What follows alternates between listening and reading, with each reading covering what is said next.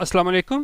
मेरा नाम है दानिश मकसूद और आप देख रहे हैं मेरा YouTube channel Dawn news editorials. अच्छा, आज हम डॉन का ओपिनियन करेंगे। 25 जुलाई को ये पब्लिश हुआ है और इसका उन्वान है risk of a perfect storm और इसकी राइटर हैं डॉक्टर मलिहा लोधी। ठीक है, पहले हम टाइटल देख लेते हैं, फिर हम इसको डिटेल से ओपिनियन को करते हैं।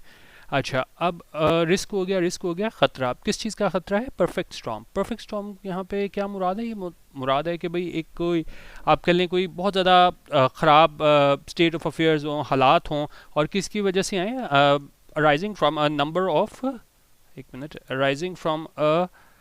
Number of negative and unpredictable factors. ठीक है, कोई बहुत ज़्यादा बुरे हालात अनप्रडिक्टेबल फैक्टर्स की वजह से आए। अभी हम देखते हैं कि क्या उनसे हालात हैं। ये भी इस तरह का एग्जांपल देखें, the past 2 years have been a perfect storm for the travel industry. ठीक है, ज़ाहिर है कोरोना की वजह से जो है ना, ये कह रहे हैं कि जी परफेक्ट स्टॉर्म रहे हैं ट्रैवल इंडस्ट्रीज के लिए पिछले 2 साल, यानी कि बहुत बुरे रहे हैं। ठीक है, अच्छा, अब हम देख लेते हैं ये क्यों कह रहे हैं कि ये हालात ये इतने बुरे हैं और क्या वो फैक्टर्स हैं जिसकी वजह से जो है ना ख़तरा है कि इतने बुरे हालात होने का। अब आपको पता है जिस तरह पिछले हफ्ते जो हमारे पास सारा सिलसिला चला है, हमारे पास ये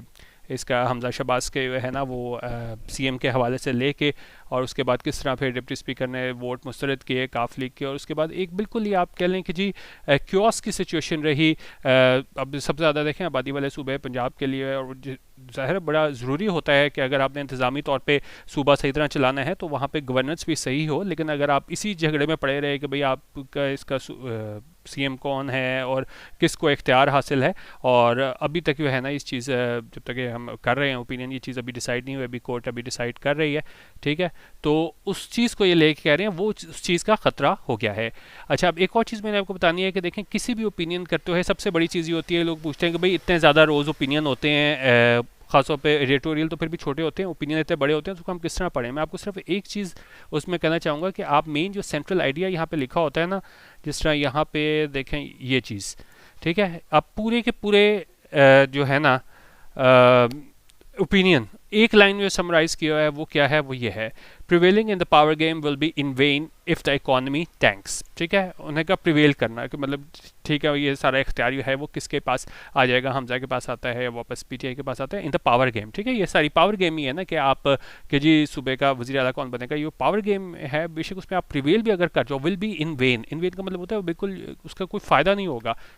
क्यों? इफ़ द इकॉनमी टैंक्स, उन्होंने कहा अगर इकॉनमी है ना वो अगर ख़त्म हो जाती है, वो ज़रा उसको हम नहीं स्टेबल कर पाते, तो हमारे पास यहाँ पे क्या हो जाएगा? उस चीज़ का कोई भी फ़ायदा नहीं होगा। अच्छा, अब यहाँ पे क्या मुराद है इफ़ द इकॉनमी टैंक्स, यानी कि इकॉनमी है ना बुरी तरह आप कह लें कि जी मुतासर हो जाए, तबाह हो जाए। ठीक है, उस वाले से बात करें तो पूरे ओपिनियन को हम एक लाइन में समराइज़ करें तो उन्होंने कहा जी पावर गेम में कोई भी प्रिवेल कर जाए वो उसका कोई फ़ायदा नहीं होगा, वो बिल्कुल बेकार जाएगा अगर हमारी मईशत ही इकॉनमी ही है हमारी है क्या वो तबाह हो जाए। तो इस हवाले से हमारे पास ओपिनियन है कि जितने भी ये झगड़े हो रहे हैं, ठीक है, अगर उससे कोई फ़र्क नहीं पड़ेगा कि इक़्तिदार में कौन रहता है, कि अगर जो है ना वो हमारी इकॉनमी जो है वो क्या है फेल हो जाए, कोलैप्स हो जाए। ठीक है, अच्छा, ये अगर आपने हमारा एडिटोरियल व्हाट्सएप ग्रुप ज्वाइन करना हो तो इसकी आप सब्सक्रिप्शन लेने के लिए 200 रुपीज़ ईजी पैसा या 200 रुपीज़ जैज़ कैश कर सकते हैं। ये मैंने नंबर दिए हुए हैं, ये इसका ईजी पैसा का नंबर है और ये जो है ये इसका है हमारे पास जैज़ कैश का नंबर है। ठीक है, 0312 419 1070, यहाँ पे आप व्हाट्सअप करके आपको सैम्पल मटीरियल भी मिल सकता है अगर आप देखना चाहें तो। ठीक है, अच्छा, अब इस चीज़ को हम मजीद डिटेल से पूरा ओपिनियन देख लेते हैं। कह रहे हैं जी post Punjab by election developments have injected more volatility into an already fraught and vexed political situation. उन्होंने कहा पोस्ट पंजाब बाई इलेक्शन, जो बाई इलेक्शन जो हुआ है हमारे पास ज़मीनी इंतखाब, वो क्या है? पोस्ट पंजाब बाई इलेक्शन, उसके बाद वाले जो हालात हैं उसकी बात करें, जो डेवलपमेंट्स थी, जो तब्दीलियाँ थी, हैव इंजेक्टेड होते हैं किसी चीज़ को इंट्रोड्यूस करना। तो उसके बाद जो चेंजेस आए हैं, तब्दीलियाँ आई हैं इसके बाई इलेक्शन के बाद, उसने क्या किया? हैव इंजेक्टेड मोर वॉलेटिलिटी, उसने इंट्रोड्यूस कर दिया, वो ले आया है मजीद वॉलेटिलिटी होती है बड़े तेज़ी से बदलते हालात, और ख़ासतौर पे ये यूज़ होता है कि जी नेगेटिव सेंस में यूज़ होता है कि हालात जो है ना वो ज़्यादा ख़राब हो रहे हों। ठीक है,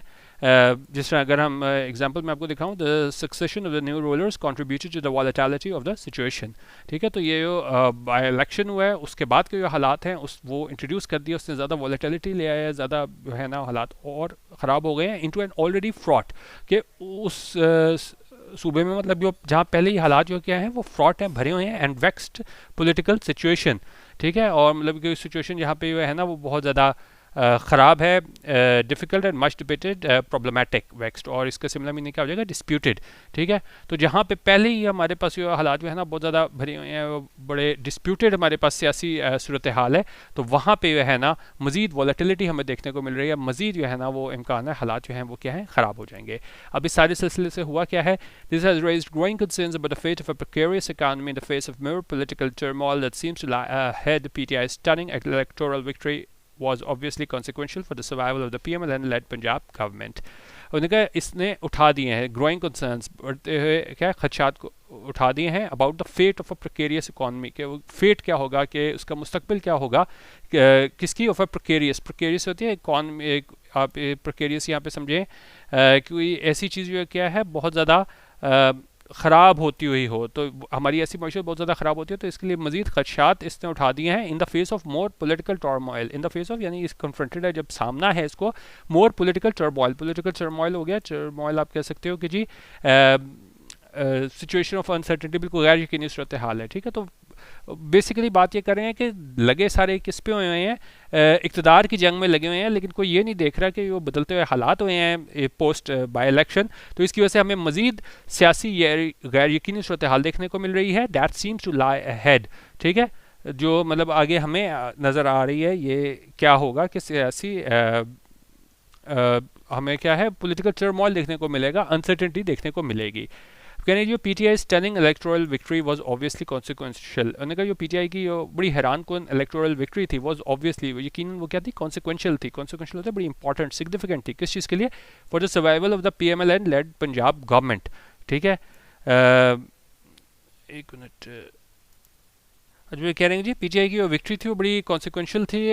इसकी सर्वाइवल के लिए, PMLN लेड पंजाब गवर्नमेंट के लिए, लेकिन उनका जो पॉलिटिकल फॉर्च्यून्स थे वो क्या थे, रिवर्स हुए। ठीक है, वो तब्दील हुए in just a few days, कुछ दिनों में, और उसमें क्या चीज़ें थी, इन dramatic events and wheeling and dealing. Wheeling and dealing बड़ा अच्छा इडियम है, इसका मतलब होता है कि जब आप कमर्शियल पॉलिटिकल स्कीमिंग में इन्वॉल्व होते हो, आपने देखा है कि जिस तरह ज़रदारी एक जगह से दूसरी का जा रहा है, शुजात के पास जा रहा है, तो ये उस व्हीलिंग एंड डीलिंग की बात हो रही है, क्योंकि ये ड्रामाई इवेंट्स थे, और ये व्हीलिंग एंड डीलिंग थी, ये खरीदो फरोख्त सारी थी, पॉलिटिकल स्कीमिंग थी। ठीक है, स्पेशली अनस्क्रूपुलसली, और जो डेट फॉलो जो हमें देखने को मिली, the run off election for the provincial chief minister took place on a day of surprises. ठीक है, और उसके अलावा उन्होंने कहा उसके बाद जो हमें चीज़ देखने को मिली कि वो जो प्रोविंशियल इसके इलेक्शन थे प्रोविंशियल चीफ मिनिस्टर के, जो उस दिन हुआ on a day of surprises, कि वो बिल्कुल डे ऑफ सरप्राइजेस था, क्योंकि जिस तरीके से जब ये जीते हैं PTI वाले बाई इलेक्शन, तो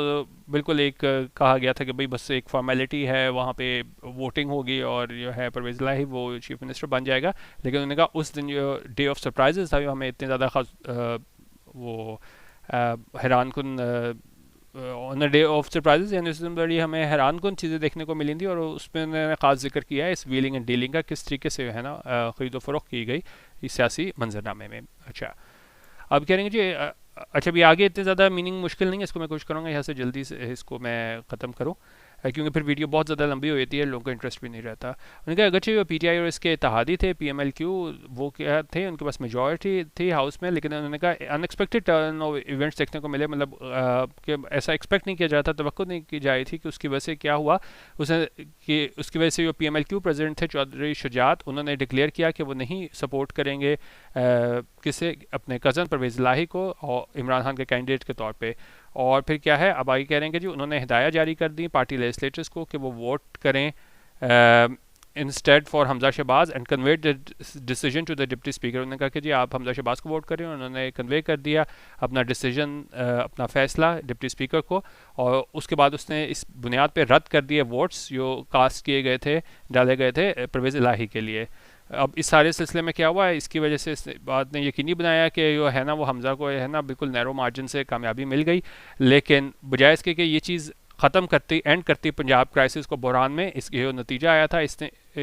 इससे क्या हुआ, this outcome is likely to aggravated होता है कोई चीज़ ख़राब हो और ज़्यादा ख़राब हो जाए ना, तो ठीक है, ज़ाहिर है अब जब आप इस तरीके से एक पार्टी है ना उसकी क्लियर मेजॉरिटी हो और आप उसको हरा दो, तो ज़ाहिर है फिर उसने अदालत में जाना था और फिर पॉलिटिकल टर्मोइल में मज़ीद इजाफा होना था, अनसर्टेनिटी आनी थी। उसी की बात करें कि वो जो बहरान था पंजाब में उसने क्या है ख़त्म नहीं होना था, और इसकी वजह से है ना इसने मज़ीद एग्रवेट कर दिया। उन्होंने कहा, और फिर ज़ाहिर है फिर खान ने क्या कहा, विद खान कॉलिंग फाउल, कि फिर ज़ाहिर है फिर उसने कहा कि भाई ये सारी हमारे साथ धांधली हुई है, तो डिप्टी स्पीकर की रूलिंग है उसको चैलेंज कर दिया गया सुप्रीम कोर्ट में। और जबकि पीटीआई ने कॉल की, डिमांड की, पब्लिक प्रोटेस्ट की, एहतजाज की, किसके अगेंस्ट, किसके खिलाफ, ये स्टोलन मैंडेट था, ये उनको इख्तियार दिया गया था, इनको कामयाबी दी गई थी, तो इसके खिलाफ इन्होंने एहतजाज शुरू किया। और सुप्रीम कोर्ट में well rule against deputy speaker action. उन्होंने कहा सुप्रीम कोर्ट जो है ना वो हो सकता है इस डिप्टी स्पीकर का एक्शन है उसको क्या है इसके खिलाफ फैसला दे दे, ठीक है, क्योंकि जो भी चीज़ें जा रही हैं तो वो उससे लगता है ऐसा ही है कि इसके खिलाफ फैसला आएगा डिप्टी स्पीकर की रूलिंग के।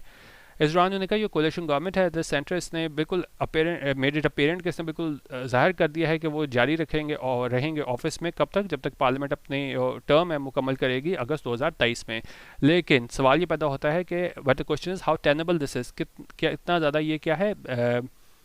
टेनेबल है, कितना ज़्यादा सस्टेनेबल है, कि मतलब ठीक है कहने को तो आप कह दो अगस्त 2023 तक रहेंगे, लेकिन जो जिस तरह की माशी सूरत हाल है क्या आप उसको कंटिन्यू भी कर सकेंगे कि नहीं। खासतौर पर the situation Punjab Myron confusion है, खासतौर पर जब सिचुएशन है ना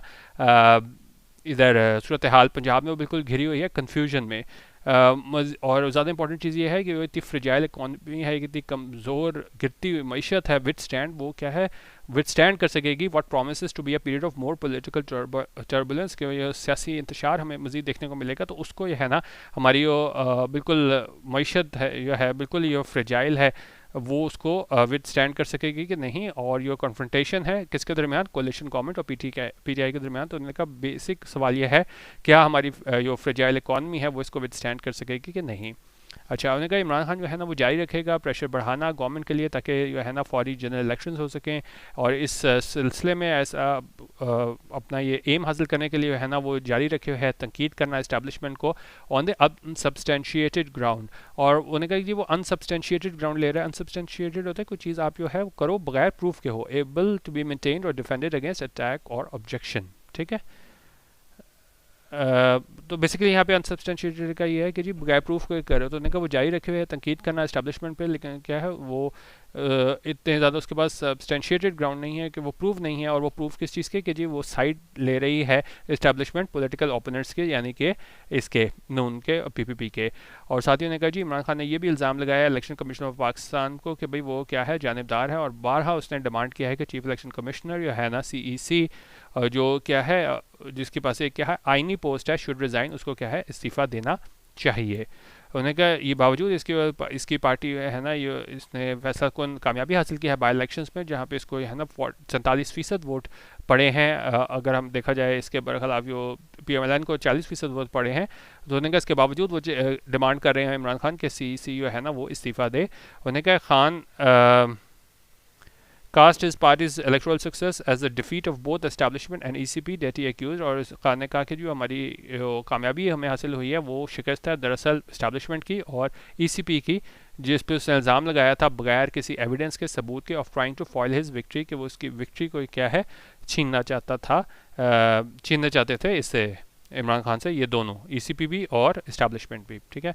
बाकी ये एक लाइन ये आ गई जिस तरह मैंने आपको कहा था, अगर आप देखें अगर आप सिर्फ उस टाइम पे भी आपने एक लाइन पढ़ी होती तब भी आपको समझ आ गई थी कि ये चीज़ होगी। इतना ज़्यादा ओपिनियन पढ़ने के बाद भी हम इसी नतीजे पर वापस पहुंच रहे हैं, prevailing in the power game will be in when if the economy tanks, ठीक है।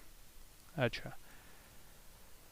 उन्हें कहा बेशक अगर खान जो है ना वो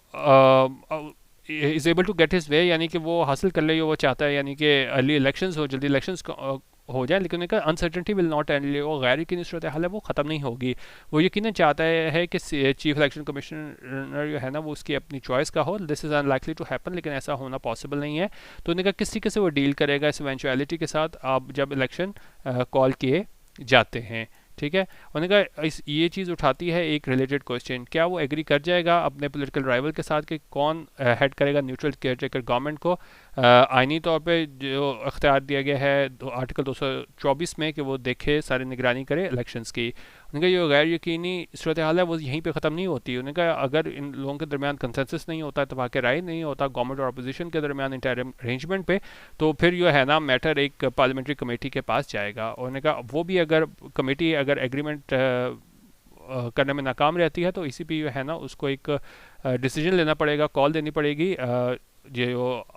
कौन सा प्रोसीजर हमें दिया हुआ है, आर्टिकल 24A के तहत। तो मतलब ये सारी बता रहे हैं गैर यकीनी सूरत हाल कितनी ज़्यादा हम आगे भी हमें देखने को मिल सकती है। लेकिन कह रहे हैं अभी के लिए ये है ना वो इकॉनमी और मईशत है ना वो सबसे ज़्यादा मुतासर हो रही है इस पॉलिटिकल टर्बुलेंस की वजह से। ये सारे सियासी कॉन्फ्लिक्ट है, कन्फ्यूजन है, इसकी वजह से उन्होंने कहा जो मईशत है वो है ना वो is far from being out of the critical ward, यानी कि बहुत ज़्यादा मुश्किल सूरत हाल में है। उन्होंने कहा ठीक है स्टाफ लेवल एग्रीमेंट हमारा हो गया IMF के साथ, और ऐसा उम्मीद की जाती है कि हम एग्जीक्यूटिव बोर्ड से इसकी अगस्त में इजाज़त भी मिल जाएगी। तो इसकी वजह से कुछ तो मार्केट को है ना कुछ आप कह लें कि जी काम मिला था कि एक बिल्कुल जो एक आप कह लें ना ये गैर यकीनी सूरत हाल थी मार्केट की, वो कुछ हद तक कम हुई थी, बट ओनली टेम्परेरीली, लेकिन सिर्फ क्या है वक्ती तौर पे, ठीक है। और उनका दोनों वॉलेटिलिटी इन ग्लोबल कमोडिटी के हवाले से भी वॉलेटिलिटी बदलती सूरत हाल थे, ख़राब होते हालात थे, और फाइनेंशियल मार्केट्स और पॉलिटिकल अनप्रडिक्टेबिलिटी भी थी एट होम, यानी इधर पाकिस्तान में इज इरोडिंग कॉन्फिडेंस, वो क्या एरोड कर रहा है, ख़त्म कर रहा है कॉन्फिडेंस, एतमाद को, ठीक है। और उनका बड़ी अब यहाँ पे डॉलर के वाले से बात करें, वो तेज़ी से जो गिर रही है वैल्यू रुपये की इस डॉलर के अगेंस्ट, ये भी सबसे ज़्यादा जो है ना वो परेशानी की निशानी है। और उनका जो हमारा रुपये है वो डिप्रिशिएट कर गया है 20% से पिछले कुछ महीनों में, और उसने इजाफा कर दिया है बहुत तेज़ी से बढ़ती हुई इन्फ्लेशन में, महंगाई में। स्टेट बैंक ने भी पॉइंट आउट किया है कि जी जो डिप्रिसिएशन हुई है ये कुछ तो ये ग्लोबल फिनोमिनन जो है ना उसका हिस्सा है, क्योंकि जो है ना due to the growing strength of dollar, लेकिन उन्हें कहा दूसरे फैक्टर्स ने भी वजह बने हैं पिछले कुछ महीनों में। और फाइनेंस मिनिस्टर मिफ्ता इस्माइल ने क्या कहा है, उन्होंने कहा है कि जो पिछले आखिरी लास्ट वीक का जो रुपये जो गिरे है टू द हिस्टोरिक लो, वो किसकी वजह से था, वो मार्केट पैनिक की वजह से था कि सियासी तौर पे गैर यकीनी सूरत हाल थी, उसकी वजह से था। और जहाँ उन्होंने कहा कि जी वो उम्मीद करते हैं कि ये जल्द जो है ना वो रिसीड कर जाएगा, यानी कि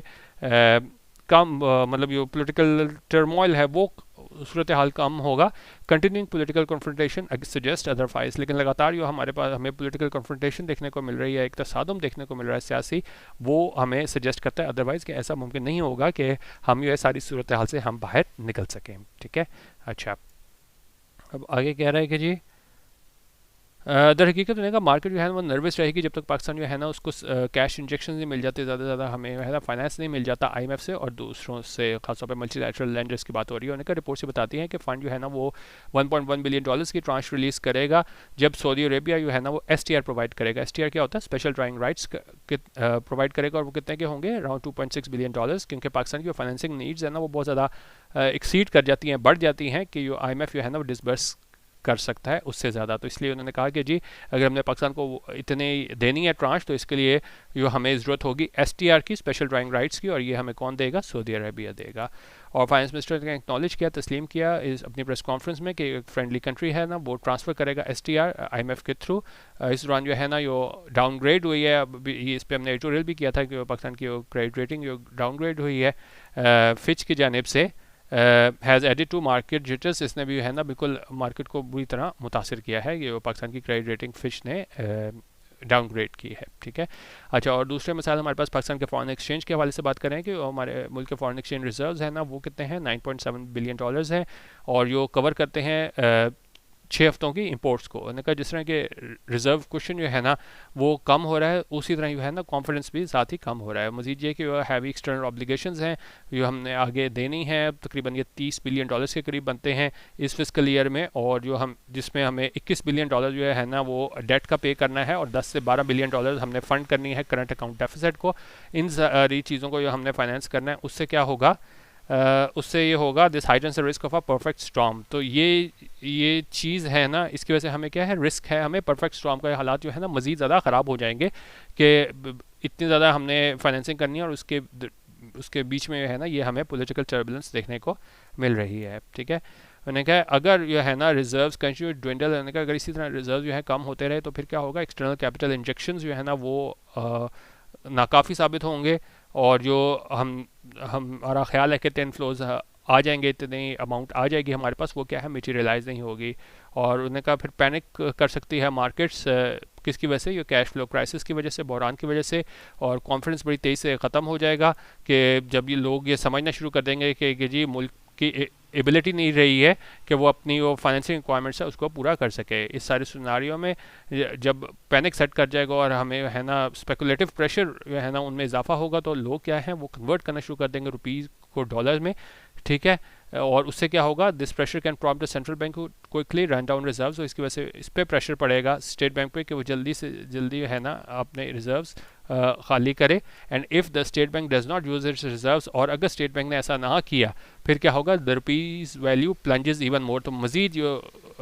रुपए की कदर है वो क्या है गिर जाएगी। और इससे क्या होगा, एक और हमें round of already high inflation देखने को मिलेगी, महंगाई का तूफान आएगा और इंपोर्ट कॉस्ट में इजाफा होगा फ्यूल और दूसरे, और यकीनन जो है ना वो हमारे पास एग्रीवेट हो जाएगी, प्रॉब्लम मज़ीद बढ़ जाएगी और रन अवे फिजिकल डेफिसिट। तो ये फिजिकल डेफिसिट का जो हमारा इशू है वो भी ज़्यादा बहुत ज़्यादा अब कर ले एग्रीवेट हो जाएगा। उन्होंने कहा जो टेनवस स्टेज, टेनवस होता है कोई चीज़ बड़ी ज़्यादा वीक होता है। उन्होंने कहा जो हमारी हालत है इकॉनमी की, मैशत की, वो कि इस बात पे जोर देती है कि हम ये एंड करें पॉलिटिकल टर्मोइल, ठीक है। जो भी जीता है जिस तरह भी हिसाब है इसको देखें, आप ख़त्म करें, आप पूरा आप 4 दिन खबरें लगा के देख लें पिछले इवन जब से ये इलेक्शन हुआ है 17 तारीख से लेके अब तक, तो क्या है ये सारा पॉलिटिकल टर्मोइल है, बात कोई इकॉनमी पे कर नहीं रहे। सारा मसला यही बना हुआ है कि भाई ख़त था, सही भेजा, ये था हमारा पास इसकी डिप्टी स्पीकर की रूलिंग ठीक थी नहीं थी। तो उन्होंने कहा ज़रूरत है कि हमारी वो अब कह लें जो है ना वीक इकॉनमी, उसके लिए ज़रूरत है कि हम ये पॉलिटिकल टर्मोइल है, गैर यकीनी सूरत हाल है, उसको ख़त्म करें और क्या है रिस्पॉन्सिबल इकोनॉमिक मैनेजमेंट की तरफ जाएं आने वाले महीनों में। हमारी वो मीशत का जो फेट है, मुस्तकबिल है, वो ज़्यादा कॉन्सिक्वेंशियल है किसके लिए, कंट्री के लिए, then who wins the ongoing political debate, ठीक है। वही चीज़ ले देखो, ये एक लाइन मैंने आपको पढ़ाई थी उसी पे आ गई कि मेन चीज़ हमारी इंपॉर्टेंट क्या चीज़ है, सिग्निफिकेंट क्या है कि कौन ये है ना ये हम अपनी इकॉनमी को किस तरफ लेके जाएंगे, वो ज़्यादा इंपॉर्टेंट है बजाय इसके कि कौन जीता है political battle. Prevailing in the power game will in any case be in vain if the battle for Pakistan economy stability is lost। वही इस लाइन को लास्ट में उन्होंने रख के ख़त्म कर रहा है कि जी कौन रहता है पावर गेम में, यानी किसके पास पावर सारी आती है, वो इन एनी केस जो है ना वो विल बी इन वेन, वो बिल्कुल गैर मौसर होगा, उसका कोई फ़ायदा नहीं होगा अगर जो बैटल है, जो जंग है पाकिस्तान की इकनॉमिक स्टेबिलिटी, पाकिस्तान की माशी इस्तेकाम के हवाले से इज़ लॉस्ट, अगर वो हम हार जाते हैं, ठीक है। तो बेसिकली इस तरह मैंने आपको बताया था कि ये था कि जी prevailing in the power game will be in vain if the economy tanks. मेन आपने क्या करना है, अपनी इकॉनमी को, अपनी मैशत को बचाना है। तो बाद में ये आप पावर गेम में तो एक दूसरे के ख़िलाफ़ आप नबरदाज़मा रहते ही हो, लेकिन अगर हम मैशत की जंग हार गए तो फिर हम कुछ भी नहीं बचा सकेंगे, ठीक है। तो ये हमारा आज का बहुत ही इंपॉर्टेंट ओपिनियन था जिसमें उन्होंने बताया हुआ था कि जी आपको क्या है अपनी इकोनॉमिक मैनेजमेंट को सोचना होगा बजाय इसके कि आप पावर गेम के पीछे लगे रहो कि भाई किसने सूबे की भागदौड़ संभालनी है, ठीक है। बाकी आप 0312-419-1070 पे हमारे व्हाट्सएप ग्रुप की सब्सक्रिप्शन हासिल करने के लिए मैसेज कर सकते हैं। 200 रुपीज़ ईजी पैसा है हमारे पास, या अगर आपके पास जायज़ कैश है तो 0306-436-8023 यहाँ पे आप जायज़ कैश करके स्क्रीनशॉट सेंड करेंगे तो आपको ग्रुप में शामिल कर लिया जाएगा और इसी नंबर्स पे आप मैसेज करके सैम्पल मटेरियल भी हासिल कर सकते हैं। अपनी राय ज़रूर दीजिएगा। वीडियो देखने का बहुत शुक्रिया। अल्लाह हाफ़िज़। पाकिस्तान जिंदाबाद।